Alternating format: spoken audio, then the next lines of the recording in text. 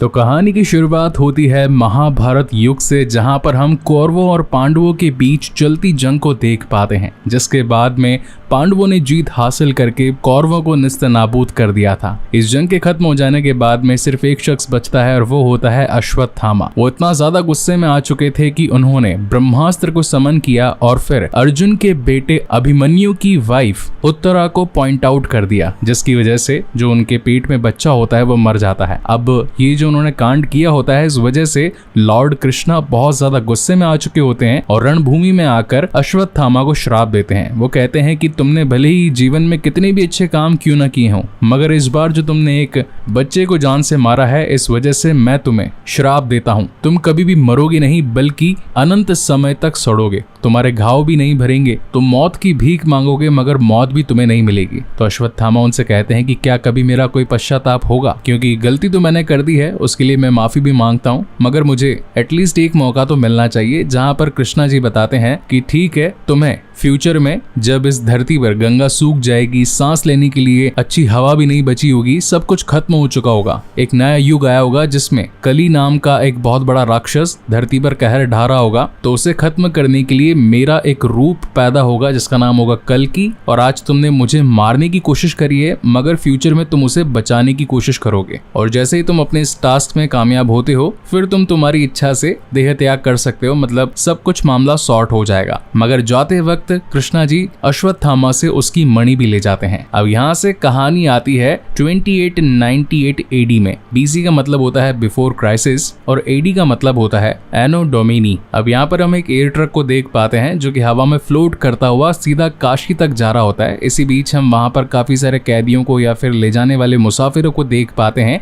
इस वक्त पानी भी कोई एक दूसरे को बांटना नहीं चाहता था, फिर भी एक रूमी नाम का शख्स होता है जो कि एक छोटी सी बच्ची को पानी पिला देता है। तो वहां पर एक और लड़की बैठी होती है और वो कहती है कि क्या आप जानते नहीं कि पानी की कीमत कितनी है, कोई भी किसी को फ्री में नहीं पिलाता। जहां पर रूमी बताते हैं कि इस धरती पर अब सब कुछ विनाश की कगार पर आ चुका है, अगर इसे कोई बचा सकता है तो वो होगा इस धरती का महारक्षक। मैंने पुराणों में पढ़ा है कि वो 6000 साल बाद लौटेंगे और आज ही वो दिन है। मतलब ये एक ऐसा अपोकलिप्स होता है जहां पर सारे के सारे ग्रहों की दिशा एक हो जाती है। तो पिछले 3 दिनों से ये कार्यक्रम चल रहा था और जैसे मुझे इस बात की खबर मिली तो मैं इस दुनिया के आखिरी और सबसे पहले शहर पर आ पहुंचा, यानी कि काशी। अब हालांकि ये जो लड़की होती है इसने लड़कों की ड्रेस पहन रखी होती है, लेकिन रूमी से वो अपनी आइडेंटिटी नहीं छिपा पाती। जिसके बाद हम काशी सिटी को देख पाते हैं जो कि पूरी तरीके से खराब हो चुकी थी, पानी वगैरह वहां का सूख चुका था, एयर पॉल्यूटेड हो चुकी थी और यहाँ पर अब गुंडा राज चलने लगा था। मतलब कि वो बाउंटी हंटर्स, यानी कि उन्हें हम सुपारी किलर्स भी कह सकते हैं, वो यूनिट्स के बदले ये सारा काम किया करते थे।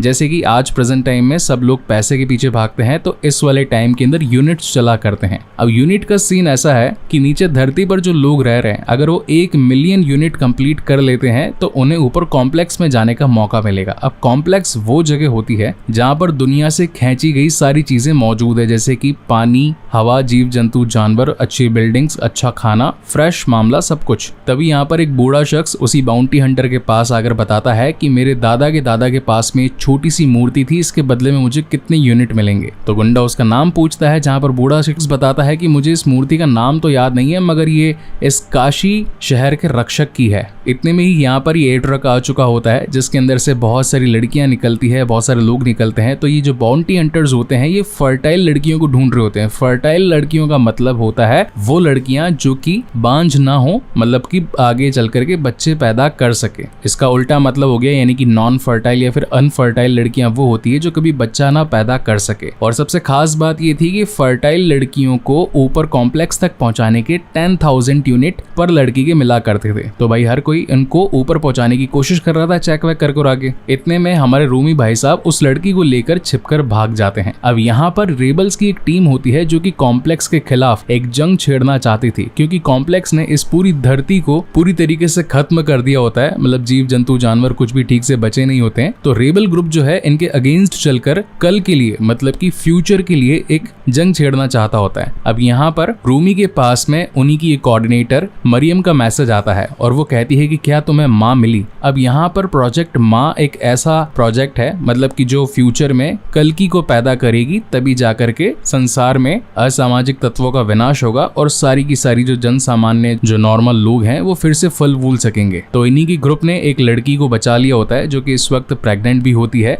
अब यहाँ पर रूमी के पास में एक छोटी सी मणि होती है। पुरानी कहानियों के हिसाब से अगर किसी प्रेग्नेंट लड़की के पास में उस मणि को घुमाया जाए और अगर वो चमक जाए, इसका मतलब वही माँ होगी जो कि भगवान को पैदा करेगी, जो कि इस संसार से सारे के सारे वैश्य दरिंदों को खत्म करेंगे। मगर ये मणि उस वक्त चमकती नहीं है, तो इन लोगों की जो एक होप थी वो भी कहीं ना कहीं खत्म होने लगती है। इतने में ही यहाँ पर कॉम्प्लेक्स के कुछ गुंडे या फिर कहें कि स्टॉर्म ट्रूपर्स जो कि स्टार वॉर्स में थे, वो यहाँ पे पहुंचकर इन पर हमला करना शुरू कर देते हैं। इस चक्कर में बहुत सारे रेबल्स मारे जाते हैं और एट द एंड उस लड़की को यानी कि जो प्रेग्नेंट होती है इंक्लूडिंग रूमी को पकड़कर कॉम्प्लेक्स के एक मैनेजर मानस के पास ले जाया जाता है। अब मानस को देखकर हर कोई बहुत ज्यादा खुश हो रहा होता है क्योंकि वो ऊपर कॉम्प्लेक्स से आया था और हर किसी नीचे रहने वाली की इच्छा ये थी कि वो 1 मिलियन यूनिट पूरे करके ऊपर कॉम्प्लेक्स तक पहुंच जाए। अब यहाँ पर मानस बताता है कि इस धरती पर सिर्फ और सिर्फ एक शख्स का राज है और वो है सुप्रीम यास्किन, जिसके कदमों तले ये पूरी दुनिया है। वही तुम्हारा भगवान है, वही सब कुछ है, उन्हीं के आदेश पर सारे के सारे काम होंगे और अगर किसी ने उनके खिलाफ बगावत करी तो वो हमारे हाथों मारा जाएगा। इतने में ही मानस के पास में जो एक गुंडा होता है वो मरियम का मैसेज भी ले आता है। अब यहाँ पर समहाउ मरियम और मानस एक दूसरे को जानते होते हैं। अब ये कैसे जानते हैं वो तो हमें इसके सीक्वल में पता चलेगा। तो यहाँ पर मानस का मरियम से कहना था कि तुम लोग जो हमारे खिलाफ एक बहुत बड़ी साजिश वगैरह रच रहे हो, मुझे बता दो कि आखिर तुम्हारा सीक्रेट हाइड आउट कहाँ पर है, तो मैं इस लड़की को और तुम्हारे दोस्त को छोड़ दूंगा। अब कहीं ना कहीं ये जो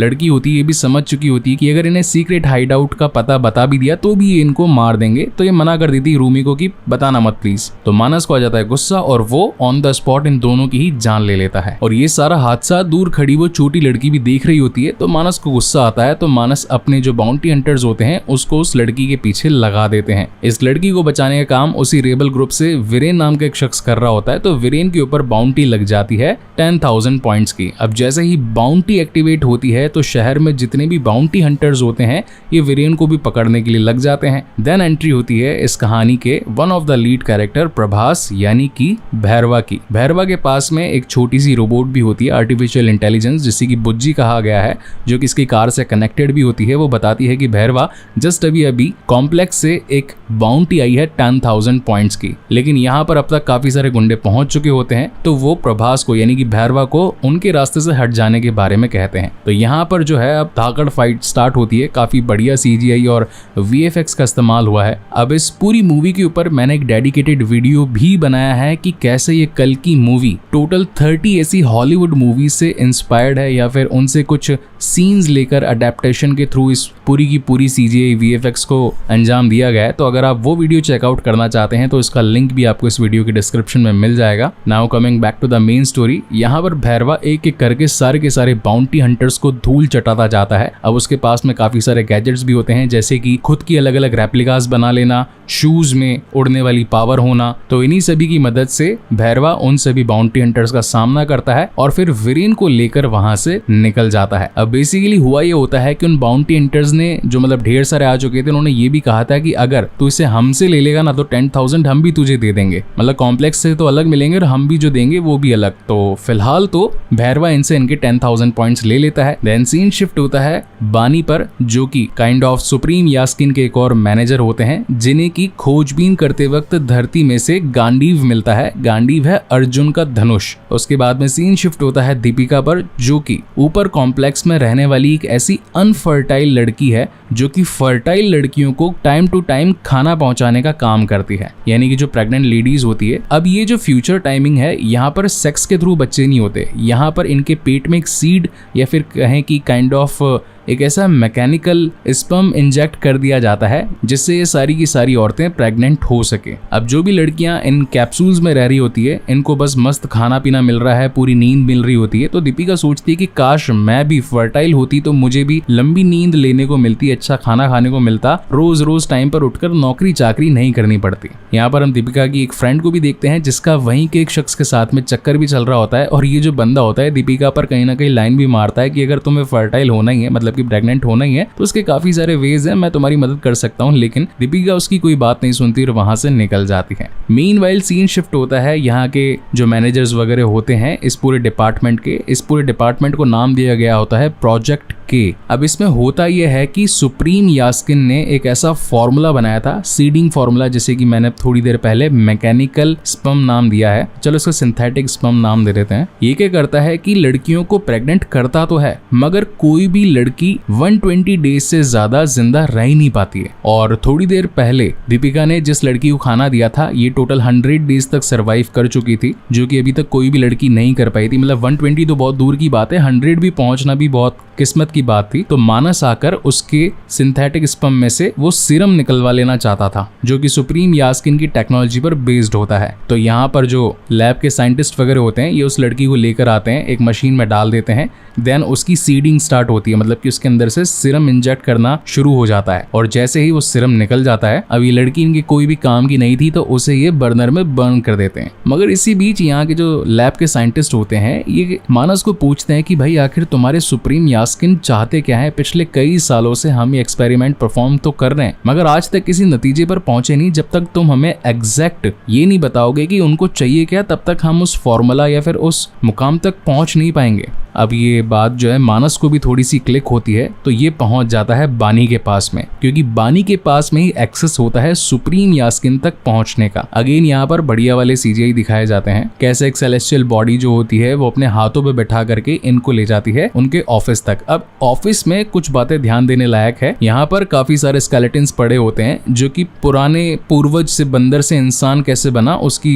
फिजिक चेंज कैसे हुई, ये मेंशन होता है। उसके बाद में जो सुप्रीम यास्किन का ऑफिस होता है, यहाँ पर हम एक भ्रूण यानी कि एम्ब्रियोट को भी देख पाते हैं। तो हो सकता है कि सुप्रीम यास्किन अपनी बॉडी को ट्रांसफर करने में भी कैपेबल हो। और अब आते हैं मेन मुद्दे पर। बानी बताता है कि ये हमारे लैब के साइंटिस्ट हैं, ये पूछना चाहते हैं कि भाई आखिर मुद्दा क्या है? आप 120 डेज तक किसी भी लेडी को पहुंचाना चाहते हो, उससे सीरम निकलवाना चाहते हो, मगर 100 डेज के अंदर ही ये जो है मर जाते हैं, तो हम पहुंचे कैसे वहां तक? और अभी भी जो मैं लेकर आया हूँ, ये काफी टाइम के बाद में 100 डेज तक पहुंची होती है। अब जैसे ही सुप्रीम यास्किन वो वाला सीरम अपने अंदर इंजेक्ट करता है, तो वो तो एकदम गिर जाता है, क्योंकि रास्ते में आते वक्त पहले ही साइंटिस्ट ने ओरिजिनल के साथ डुप्लीकेट को रिप्लेस कर दिया था, और इसी वजह से यास्किन की हालत खराब हो जाती है। मगर सुप्रीम यास्किन ने पहले भी कई सारी जानें गंवाई है और मौत पर जीत हासिल करने की कोशिश की होती है, इसी वजह से वो मरता नहीं है और आकर पकड़ लेता है असली कातिल को। मतलब पहले तो मानस पे शक जा रहा था, लेकिन कांड करने वाला होता है लैब का साइंटिस्ट, तो वो उसको पकड़ लेता और कहता है कि तुम इंसान कब समझोगे,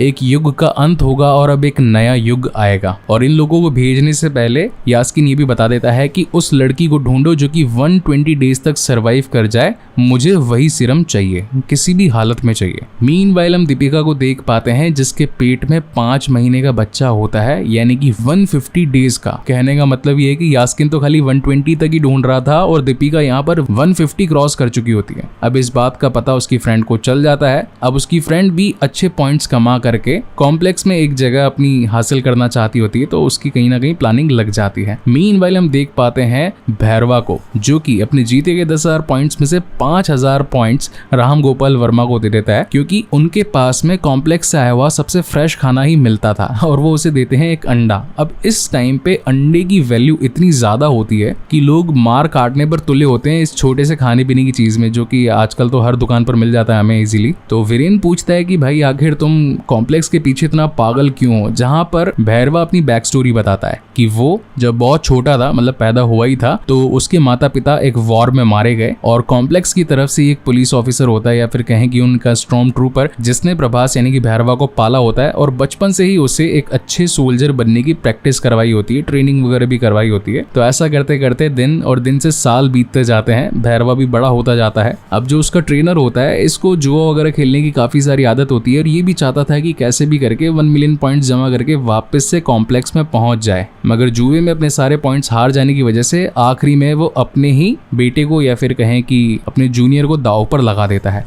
लेकिन जो जूनियर यानी कि भैरवा होता है, उसने सब कुछ अपने ट्रेनर से सीखा होता है, इसलिए वो खुद के बिक जाने से पहले अपने ही ट्रेनर को बेच देता है कॉम्प्लेक्स के हवाले। तो जाते जाते उसका ट्रेनर बता करके जाता है कि भाई ये तेरा एटीट्यूड जो है ना, ये हमेशा ऐसा ही रखना, कभी बदलना मत। देन यहाँ पर वो अपने घर पर आ जाता है और इसी के साथ हम देख पाते हैं भैरवा के लैंडलॉर्ड राजन को। राजन का एक काइंड ऑफ गैरेज जैसा होता है। अब यहाँ पर और भी सारे लेनदार पहुंचे होते हैं भैरवा से यूनिट्स लेने के लिए, क्योंकि भैरवा ने हर जगह उधारी माते कर रखे होते हैं, किसी के 20,000, किसी के 50,000, किसी के 1 लाख। कि तभी वहां पर रॉक्सी पहुंच जाती है और कहती है कि तुम्हारा तो ये बाद में कर्जा चुकाएगा, पहले मेरा चुकाएगा क्योंकि मेरा सबसे ज्यादा है। अब उसकी फाइटिंग स्टाइल वगैरह देख करके बाकी लेनदार तो भग जाते हैं और यहाँ पर कहानी में काइंड ऑफ लव ट्रायंगल डालने के लिए रॉक्सी का कैरेक्टर डाला गया है, हालांकि जरूरत नहीं थी पर ठीक है चलता है। इसी के साथ हम व्यूअर्स को ये भी पता चलता है रॉक्सी के टोटल 1 मिलियन यूनिट्स कंप्लीट हो चुके होते हैं, उसे ऊपर जॉब वगैरह भी मिल चुकी होती है, इसलिए उसके पास तो ऊपर जाने का पास होता है। तो भैरवा कहता है कि यार तू तो ऊपर जाती रहती है, थोड़ी देर के लिए मुझे भी ले जा। तो अब रॉक्सी के काफी बार हाथ पैर जोड़ने पर वो फाइनली मान ही जाती है और अगले दिन भैरवा को ऊपर खाली 30 मिनट्स जाने का मौका मिलता है। खैर वो तो इससे भी बहुत ज्यादा खुश हो जाता है। ऊपर जाने के बाद में इनका काम होता है एनर्जी डिवीजन की सफाई वगैरह करना, उनके जो अंदर कैप्सूल वगैरह होते हैं उन्हें क्लीनिंग वगैरह करना। लेकिन भैरवा कहता है कि यार इतने टाइम के बाद पहली बार ऊपर कॉम्प्लेक्स में आने का मौका मिला है, वो भी ओनली 30 मिनट्स, वो भी मैं सफाई में गवाऊंगा, ऐसा तो बिल्कुल नहीं होगा। और वो निकल जाता है अलग अलग फ्लोर्स को एक्सप्लोर करने के लिए, जिसके बाद वो एक ऐसे मतलब टॉप फ्लोर पे पहुंचता है जहां पर इस दुनिया का खींचा गया पानी, पेड़, पहाड़, पौधे, जीव जंतु, जानवर, हर चीज मौजूद होती है, जिसे भैरवा देखकर बिल्कुल मिसमराइज हो जाता है। इतना ज्यादा पागल हो जाता है कि खो जाता है, पूरा दिन वहीं पर स्पेंड कर देता है। रात को एक ग्रीक माइथोलॉजिकल पार्टी चल रही होती है, उसमें भी घुस जाता है, बहुत सारी दारू पीता है, ढेर सारा खाना खाता है कि तभी गलती से डांस वांस करते वक्त उससे एक पुतला गिर जाता है। इसी चक्कर में कॉम्प्लेक्स के पुलिस वाले आकर उसे पकड़कर वापस धरती पर भेज देते हैं। जहाँ जाते वक्त भैरवा कहता है कि मैं जल्द से जल्द अपने पॉइंट्स कंप्लीट करूंगा और सबसे पहले तुम्हें बाहर निकालूंगा। मीनवाइल सीन शिफ्ट होता है दीपिका पर, जिसके पेट में ऑलरेडी 5 महीने का बच्चा होता है और अब उसे ले जाया जाने वाला होता है मानस के पास में, जो कि उससे सीरम एक्सट्रैक्ट करेगा। वहीं दूसरी तरफ हम उस छोटी भागी हुई लड़की को देख पाते हैं जो कि काशी सिटी में अपनी जान बचाते भाग रही थी कि तभी एक बाउंटी हंटर की उस पर नजर पड़ जाती है। उसका रोबोट उसके पीछे पीछे भागता है उस लड़की को लेने के लिए, तो वो नजरें बचाते हुए सीधा एक जमीन में छोटी सी आकृति बनी होती है, मतलब वैसे तो टेम्पल ही होता है, वहां जाकर छिप जाती है। अब यहाँ पर वो रोबोट भी पहुंच जाता है, लेकिन यहाँ पर मौजूद होते हैं कहानी के one of the lead character Mister Ashwatthama ji, मतलब कि अमिताभ बच्चन जी, जो कि एक ही वार में रोबोट के अस्थिपंजर ढीले कर देते हैं। तो ये जो छोटी बच्ची होती है जिसका नाम होता है कीरा, वो कहती है कि यार आपको तो रेबल्स की साइड में होना चाहिए जो कि कॉम्प्लेक्स के खिलाफ एक जंग छेड़ने वाले हैं, आप ही हो जो इतने दमदार हो जिसने एक ही झटके में उस रोबोट को हरा दिया। तो जो अश्वत्थामा जी होते हैं वो बताते हैं कि मेरी जंग उनसे नहीं है, मुझे सिर्फ एक को बचाना है। मीनवाइल दीपिका को ये लोग ले जाते हैं सीरम एक्सट्रैक्ट करवाने के लिए। अब यहाँ पर मानस जो होता है वो डलवा देता है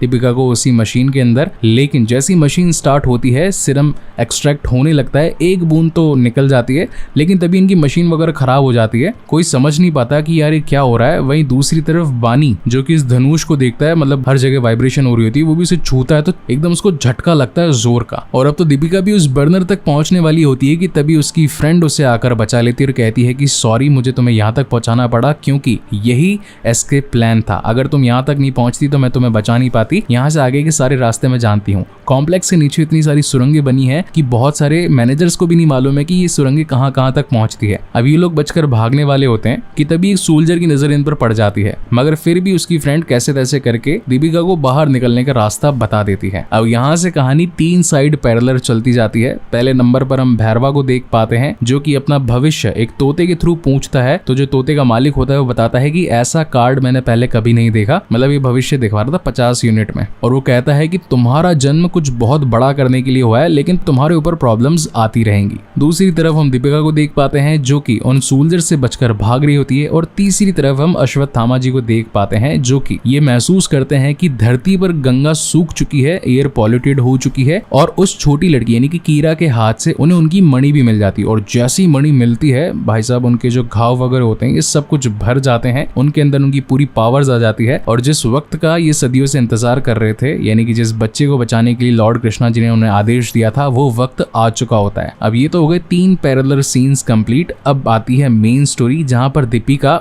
उस पॉइंट तक पहुंच जाती है जो कि एग्जिट पॉइंट होता है, लेकिन गलती से एक लेजर पर उसका पैर पड़ जाता है जहां से मतलब फायर अलर्ट काइंड ऑफ चालू हो जाता है, तो बहुत सारी आग निकल रही होती है। लेकिन अब जो मणि मिस्टर अश्वत्थामा जी को मिली होती है तो हवाएं रुख अपना बदल चुकी होती है, तो उसी हवा से दीपिका तो बच जाती है, मगर पीछे जो सोल्जर्स आने लगते हैं वो सारे के सारे जलकर भस्म हो जाते हैं। और यहाँ पर उसकी फ्रेंड ने ऑलरेडी जो कि रेबल से मिली हुई होती है 3 रेबल्स को बुला लिया होता है दीपिका की मदद के लिए, और ये तीनों भी सोचते हैं कि यार अगर हमें हमारी ओल्ड एजेंट ने 2 सालों के बाद कांटेक्ट किया है तो जरूर कुछ ना कुछ खास बात होगी। और तभी दीपिका बाहर आती है, कपड़े वगैरह उसके जल चुके होते हैं और वो आकर एकदम से बेहोश होकर गिर जाती है। तो तीनों को समझ में आता है कि यही हमारा प्रोजेक्ट है जिसके लिए मरियम ने ये पूरी की पूरी टीम बनाई थी। अब सीन शिफ्ट होता है नेक्स्ट डे। बात पहुंचती है मानस तक कि भाई उस एग्जिट पॉइंट से एक लड़की निकल करके भाग चुकी है। अब ये बात कहीं मैनेजर्स मतलब बड़े के बड़े सुपीरियर्स तक पहुंच ना जाए तो मानस कहता है कि इस बात को यहीं पर दबा देना कि तभी बानी के लोग आकर कहते हैं कि आपको बानी जी बुला रहे हैं, जल्दी से आ जाओ। मानस की फट जाती है कि भाई ये बात तो मैंने छिपाने के लिए मना किया था, आखिर ये बात ऊपर तक पहुंच कैसे गई। लेकिन उस वक्त बानी ये कहने के लिए बुला रहा होता है कि मैंने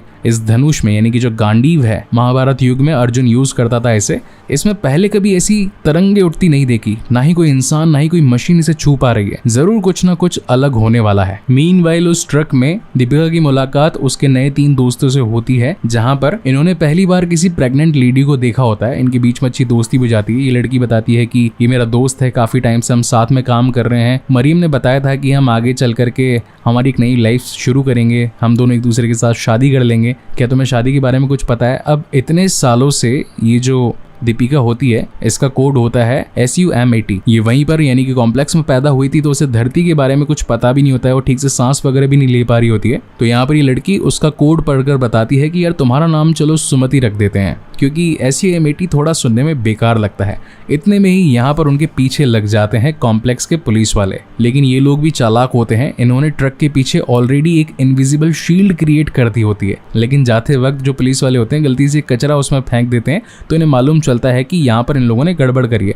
और फिर क्या होना था, फिर तो ढेर सारी फाइट शुरू हो जाती है। इनफैक्ट अब तो SUM80 यानी कि सुमति पर 5 मिलियन यूनिट्स की बाउंटी भी लग जाती है। अब जैसे ये बात पता पड़ती है भैरवा को, वो तो अपनी गाड़ी लेकर फटाफट से निकल पड़ता है। अब यहाँ पर कहानी में बहुत शानदार फाइट सीक्वेंस है, इसको मैं फटाफट से एक्सप्लेन कर देता हूँ। एक तरफ जहाँ दीपिका यानी कि सुमति को पकड़ने के लिए खुद कॉम्प्लेक्स के पुलिस वाले पड़े होते हैं, वही दूसरी तरफ अलग अलग बाउंटी हंटर्स आ जाते हैं। इसी बीच में आ जाते हैं सबके बाप यानी कि अश्वत्थामा। मगर अश्वत्थामा से दीपिका को ले जाने के लिए पहुंचा होता है भैरवा, क्योंकि उसे तो 5 मिलियन यूनिट्स चाहिए थे। और फिर होती है भाई साहब भैरवा और अश्वत्थामा के बीच में जबरदस्त फाइट। अच्छा हाँ, अब वीडियो में आगे बढ़ने से पहले मैं आप लोगों से मतलब दिल से रिक्वेस्ट कर रहा हूँ, ये मूवी पूरे एंटायर यूट्यूब में जिसने भी एक्सप्लेन करी है ओनली फोटोज के साथ ही करी है। ओनली मैं ही ये रिस्क ले रहा हूँ वीडियो क्लिप्स के साथ बना करके, ताकि मेरी पब्लिक को जेन्युइन कंटेंट और ओरिजिनल क्वालिटी प्रोवाइड हो सके। तो प्लीज जितना ज्यादा हो सके वीडियो को शेयर करो, देखो, अपने फैमिली फ्रेंड्स को भी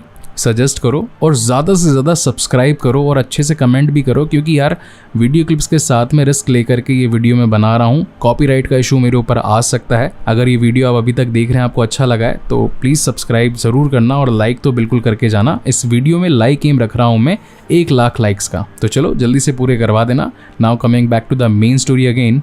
ना तो भैरवा अश्वत्थामा को मात देने से रुक रहा था और ना ही अश्वत्थामा जो है भैरवा को कूटने से रुक रहे थे। दोनों के बीच में धमाधम फाइट होती है, मगर एट द एंड यार Ashwatthama he is a superior guy from the Mahabharata yug, तो उनसे कौन ही टक्कर ले सकता है। तो वो दीपिका यानी कि सुमति को बचाने में कामयाब हो जाते हैं और बेचारा भैरवा वहीं पर लटका रह जाता है। अब ये लोग उसको लेकर पहुंच चुके होते हैं शंभाला। ये एक ऐसी जगह होती है जो कि रेबल्स के लिए प्रोटेक्टेड होती है, इसे काइंड ऑफ वकांडा भी कह सकते हैं, जो कि अपने वाइब्रेनियम को बचाने के लिए एक फोर्स फील्ड बनाकर रह रहे होते हैं। तो शंभाला भी कुछ ना कुछ ऐसी ही जगह होती है जहां पर मरियम जो इनकी सुपीरियर होती है, उनकी मम्मी की मम्मी ने कहानियां सुनाई थी कि सालों बाद में एक औरत आएगी जो एक भगवान को पैदा करेगी, वही भगवान इस धरती पर सुख शांति लेकर के आएंगे। तो ये जो सुमति है ये वही लेडी है। फिर तो भाई साहब सुमति का बहुत शानदार स्वागत होता है। यहाँ पर हर जाति धर्म के लोग मौजूद होते हैं, मतलब मॉनेस्ट्री से मॉन्क होते हैं, मस्जिद से खादिम वगैरह होते हैं, अपने टेम्पल यानी कि मंदिरों से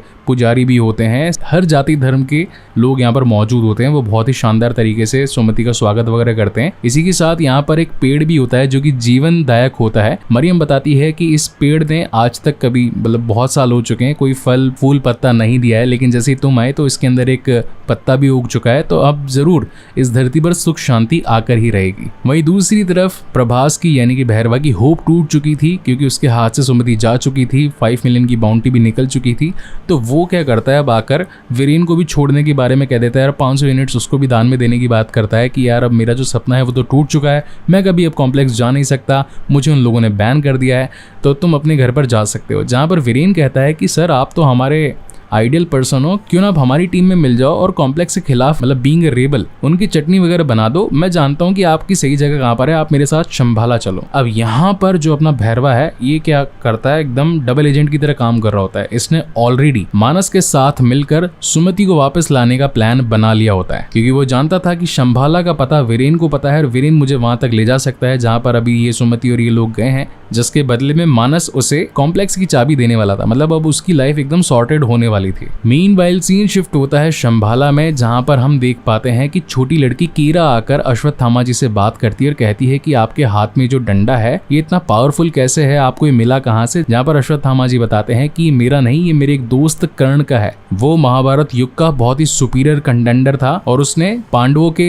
एक मेन कंपेटिटर यानी कि अर्जुन को भी मात देने लायक टक्कर दी थी। वहीं दूसरी तरफ हम भैरवा को देख पाते हैं जो कि टोनी स्टार की तरह अपने बुज्जी को रिपेयर कर रहा होता है और उसके अंदर अपने सारे के सारे यूनिट्स मतलब लाइफ टाइम जितने भी बचाए होते हैं वो सारे के सारे उसमें खर्च कर देता है और उसे बहुत ही ज्यादा अपग्रेड कर लेता है ताकि शंभाला पहुंचकर अश्वत्थामा के अश्व अलग और थामे अलग कर सके, क्योंकि आज तक उसे किसी ने हराया नहीं था। तो काइंड ऑफ ईगो पर बात आ चुकी थी। वही हम अश्वत्थामा जी को देख पाते हैं जो कि माँ यानी कि सुमति के पास आकर बताते हैं कि मुझे ये जगह कुछ ठीक नहीं लग रही है, जरूर कुछ ना कुछ गड़बड़ होगी, हमें यहाँ से निकल जाना चाहिए। इनका इतना बोलना ही था कि तभी यहाँ पर वीरेन जो होता है वो पहुंच चुका होता है भैरवा के साथ में शंभाला। और ये जो लोकेशन होती है शंभाला की ये ऑलरेडी ट्रैक हो रही होती है कॉम्प्लेक्स के पुलिस वालों के थ्रू। तो यहाँ पर अब होती है बहुत ही जबरदस्त फाइट। अब इस फाइट को दो पार्ट्स में डिवाइड कर सकते हैं, एक जहाँ पर भैरवा संभाल रहा है अश्वत्थामा जी को, वहीं दूसरी तरफ पूरा का पूरा कॉम्प्लेक्स शंभाला के ऊपर धाबा बोल चुका होता है। अब इस पूरे फाइट सीक्वेंस में जो कि मोर देन आधा घंटा चलता है, मैं इसे एक्सप्लेन करूंगा तो कॉपीराइट पक्का आएगा, तो इसे शॉर्ट में बता देता हूँ। कॉम्प्लेक्स की टीम इन पर पड़ रही होती है भारी, तो मरियम आती है बीच में जिसके पास में अशोका का एक पुराना वाला या फिर कहेंगी बागी मूवी के एक पुराने वाले हथियार जो कि धारीदार तलवार होती है उससे वार कर देती है मानस पर। मानस को आ जाता गुस्सा और वो मरियम को जान से मार डालता है और जो भयंकर तबाही मच रही होती है इसी चक्कर में दीपिका भी गिरकर मरने वाली होती है कि तभी एट द एंड यहाँ पर पहुंच जाते हैं अश्वत्थामा जी उसे बचाने के लिए, मगर वो भी नहीं बचा पाते कि तभी भैरवा कूदता है और सुमति का हाथ पकड़ लेता है। तो अश्वत्थामा जी भी जो है उसका पैर पकड़ लेते हैं और फाइनली ये दोनों की जान बचा करके ऊपर ले आते हैं। मगर क्या होता है तब तक मानस जो है अपना सुप्रीम यास्किन के थ्रू बनाया गया एक वेपन वो मार देता है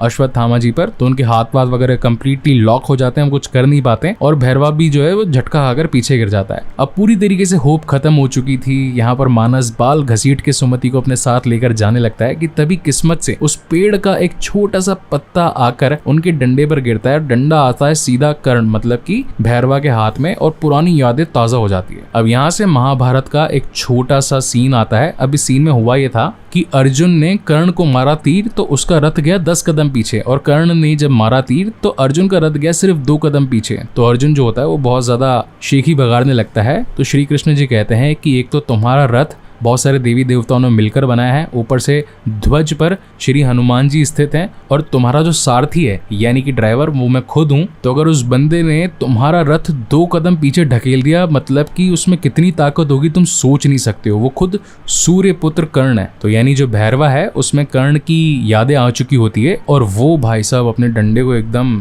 डेडपूल की तरह घुमाता है, सारे के सारे उनकी गोलियां डॉच करवा देता है और फिर बचा लेता है सुमति को और अपने साथ लेकर उड़ने वाला होता है। अब यहाँ पर अश्वत्थामा जी उसे बताने की कोशिश करते हैं, कुछ याद दिलाने वाले होते हैं, लेकिन तब तक वो रुकता नहीं है और अपनी फुल पोटेंशियल मतलब नाइट्रोजन ऑक्साइड खोल खुला के निकल जाता है। अब कहानी के एंड में बहुत एपिक सीन है। यहाँ पर हम बानी को देख पाते हैं जो कि पहुंचा होता है सुप्रीम यास्किन के पास में उस एक ड्रॉप को लेकर के और बताता है कि ये एक बूंद उस लेडी से एक्सट्रैक्ट हुई है जिसने 120 तो क्या 150 डेज क्रॉस कर लिए थे। और जैसे ही यास्किन उस एक बूंद को अपने अंदर लेता है, मतलब ये भगवान का ही एक अंश होता है, तो लेते ही भाई साहब कैप्टन अमेरिका की तरह उसकी बॉडी वगैरह फूल जाती है, बहुत ज्यादा पावरफुल हो जाता है वो। और जो गांडीव जो कि अर्जुन उठाया करता था वो खुद उठा करके बोलते हैं कि अब उस लड़की यानी कि सुमति को लेने के लिए मैं खुद जाऊंगा और उसका अंत करूंगा। और इसी के साथ ये बेहतरीन मूवी यहीं पर खत्म होती है। अब इस मूवी के सीक्वल में क्या क्या हो सकता है, मतलब क्या क्या पॉसिबिलिटीज हैं, वो मैं यहाँ पर थोड़ी सी बातचीत कर लेता हूँ। नंबर 1 तो ये कि जो सुमति है यानी कि दीपिका पादुकोण ये कृष्ण भगवान के 10वें अवतार यानी कि कल्कि को जन्म देंगी, जो कि कली राक्षस यानी कि अपने जो सुप्रीम यास्किन है उसका अंत करेगा। दूसरी पॉसिबिलिटी ये है कि कहानी में जितनी भी हमने साइड एक्टर्स देखे हैं यानी कि रॉक्सी, ये फ्यूचर वाली फाइट्स में काम आ सकती है, और जो छोटी सी मूर्ति वगैरह थी काशी भैरवा की, उसका भी कुछ ना कुछ एक अलग पॉइंट दिखाया जा सकता है। यहाँ पर जो सुप्रीम यास्किन का एक छोटा एम्ब्रियोट एक अलग ही कैप्सूल में दिखाया गया था, वो अपनी बॉडी शेप चेंज कर सकता है। अश्वत्थामा की भी अब जो फाइट होगी वो कल्कि के साथ में होगी, बहुत जबरदस्त, मतलब कमल हसन जी, अमिताभ बच्चन जी, दोनों दिग्गज कलाकार भिड़ेंगे तो भाई क्या सुप्रीम मुकाबला होगा। तो literally I am very excited for the second part. अब न जाने कब आएगा, 2025, 26, 27, लेकिन हाँ मूवी ने गजब धमाल मचा दिया। अब बात कर लेते हैं कुछ साइड पॉइंट्स की कि भाई मैंने ये मूवी जो है एक्सप्लेन करने में इतने दिन क्यों लगा दिए। तो उसके पीछे 2 रीजन है। नंबर 1 तो ये कि कुछ कमेंट में लोग आकर कहते हैं कि यार मूवी जस्ट आई है, आपने अभी एक्सप्लेन कर दी, थिएटर में कैसे मजा आएगा, क्योंकि आप तो वीडियो क्लिप्स के साथ करते हो, तो उनका मजा खराब ना हो इसलिए दिन लगाए। और सेकंड पॉइंट ये था कि इस पर क्लेम आ रहे थे काफी ज्यादा, कुछ को तो स्ट्राइक भी आ गई थी। मेरे कुछ फ्रेंड्स हैं जिन्होंने कल की एक्सप्लेन करी थी, तो इसलिए मैंने थोड़ा ट्रायल एंड एरर यानी कि थोड़ा टेस्टिंग वगैरह करा करके इसको चेक करके फिर आप तक पहुंचाइए ताकि कोई गड़बड़ ना हो। मगर कुछ कह नहीं सकते हैं क्योंकि एंटी प्राइवेसी टीम बैठी रहती है ऐसी ही वीडियोस को ट्रैक करने के लिए, तो जितना जल्दी हो सके इसे देख लो। वीडियो पर काफी मेहनत करी है मैंने, इसी के साथ हमारी टीम ने भी। तो अगर आपको ये मेहनत पसंद आई तो do subscribe, do like this video, एक अच्छा सा प्यारा सा कमेंट भी करना, क्योंकि आजकल मैं डेली 5 से 6 हजार कमेंटर्स को लाइक कर रहा हूँ, तो आपको भी एक हार्ट जरूर मिले, इसलिए प्यारा सा कमेंट करना मत भूलना। ऐसी ही और बेहतरीन वीडियोस देखने के लिए keep watching and stay safe. मिलते हैं अगले वीडियो में।